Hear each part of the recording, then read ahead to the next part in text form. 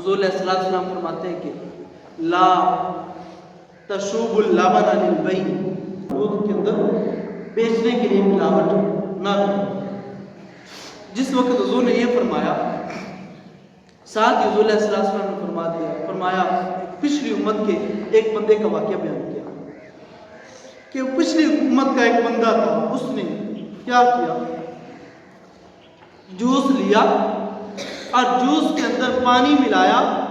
اور پانی ملا کر کسی دور دراز علاقے کے اندر جا کے بیچا۔ وہ جوس جس کے اندر پانی ملا ہوا تھا دور دراز علاقے کے اندر جا کر بیچ دیا۔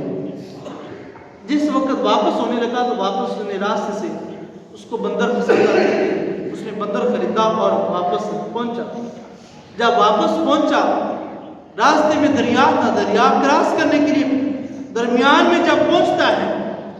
اللہ خالق کائنات اس بندر کے ذہن میں یہ ڈالتا ہے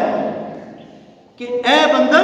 اس کے پاس ایک تھیلی ہے اور تھیلی کے اندر اس کے پیسے ہیں، وہ پکڑ۔ وہ بندر اس تھیلی کو پکڑتا ہے اور وہ بندہ دیکھ رہا ہوتا ہے، وہ تھیلی پکڑتا ہے اور بندر اس کو کھولتا ہے، آدھے پیسے اس کے دریا میں پھینک دیتا ہے اور آدھے پیسے اس کی کشتی میں بکھیر دیتا ہے۔ تو جو بندہ ملاوٹ کرنے والا ہوتا ہے، دھوکہ دینے والا ہوتا ہے، حدیث مبارکہ یہ کہتی ہے کہ اللہ خالق کائنات اس کے اوپر عذاب دنیا میں ہی مسلط کر دیتا ہے، اس نے جو بھی کمایا تھا سارے کا سارا اس کا ضائع ہو جاتا ہے۔